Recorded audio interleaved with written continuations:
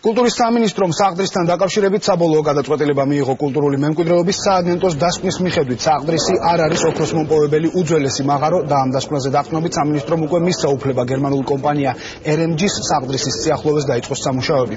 ამ თემაზე სულ რამდენიმე წუთის წინ კულტურის სამინისტროში ბრიფინგი გაიმართა.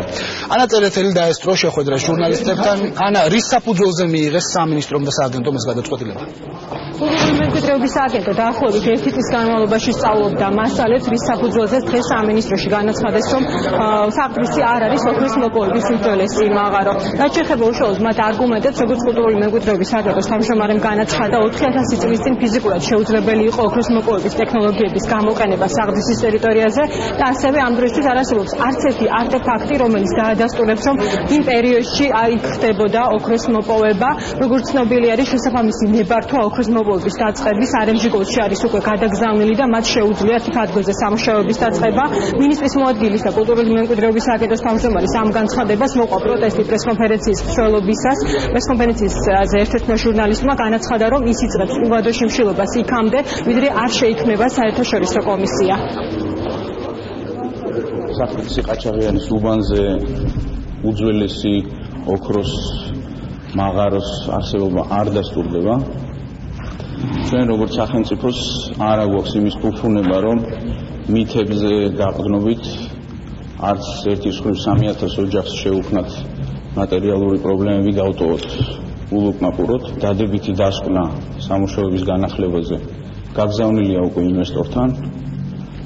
ეს დასკვნა გაცემული არის იმ პირობით, რომ საერთაშორისო მასშტაბის ექსპერტებს, სპეციალისტებს ექნებათ საშუალება მონიტორინგი განახორციელონ იმ სამუშაოებზე. თუ რატომ არ დასტურდება, ეს არის მოცემული სააგენტოს მრავალგვერდიან დასკვნაში ოქროს მიგნების საკითხი, რომელიც პრეისტორიულ ხანაში ფიზიკურად წარმოუდგენელი იყო, ვინაიდან დღევანდელი ტექნოლოგიებითაც ძალიან ძნელია ოქროს მიგნება. მადნის მოპოვების ტექნოლოგიები, რომელიც არ დასტურდება, ვინაიდან არ ჩატარებულა არც ერთ ეგრეთ წოდებულ ინვენტარზე შესაბამისი კვლევები. ეს არის იმ პერიოდის არც ერთი ნივთის არარსებობა, ოქროს ნივთის არარსებობა საქართველოში ყოველ შემთხვევაში მოპოვებული არ არის, რითიც დადასტურდებოდა, რომ იმ პერიოდში ოქროს მოპოვება ხორციელდებოდა. აცხადებს შიმშილობა სამემართო იქნება საერთაშორისო კომისია.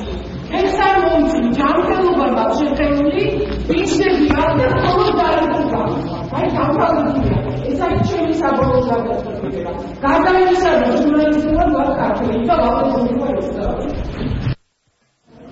საერთაშორისო კომისიის შექმნას ითხოვენ ასევე მეცნიერების ნაწილი. ისინი აპირებენ, რომ მიმართონ სასამართლოს. მეცნიერები რამდენიმე წუთის წინ შეიკრიბნენ და გააკეთეს მათ ეს საგანგებო განცხადება. ისინი აცხადებენ, რომ ეს გადაწყვეტილება, რომელიც მიიღო კულტურის სამინისტრომ, არის უსამართლო და ამ შემთხვევაში მოხდება კულტურული მემკვიდრეობის განადგურება. კომენტარს გავაკეთებთ აი ამ დასკვნაზე, რომლის რა თქმა უნდა შინაარსი და საფუძველი სრულიად ბუნდოვანია ყველასთვის და ალბათ ეს არის ძალიან დიდი დანაშაული მე ვიტყოდი მთელი საქართველოს წინაშე. რაც შეეხება ესე იგი პრემიერის გუშინდელ განცხადებას, რომელიც როგორც გაირკვა ეფუძნებოდა იმ 11 კაციანი კომისიის დასკვნას, რომელიც მაისის დამლეთში შეიქმნა სამინისტროში. მე ვიტყოდი, რომ იგი ალბათ არ იყო სწორად ინფორმირებული, იმიტომ რომ ამ დასკვნის შემდეგ ვითარება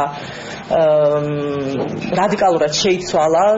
გაკეთდა სამინისტრო მიიღო უამრავი მტკიცებულება, რომელიც სრულებით აბათილებდა ამ დასკვნას. ეს იყო სამეცნიერო ინსტიტუტებიდან, მეცნიერთა აკადემიიდან. კულტურის სამინისტროს პოზიცია მეცნიერების ნაწილის შენიშვნაზე არის უკვე ცნობილი. სამინისტროში აცხადებენ, რომ ეს გადაწყვეტილება არ შეიცვლება და სამუშაოების დაწყების შემდეგ იმ შემთხვევაში თუ იქნება აღმოჩენილი არტეფაქტები, ის გადატანილი იქნება ცალკე მუზეუმში. დიდი მადლობა ანა წერეთელი გვერდთვებოდა კულტურის სამინისტროდან.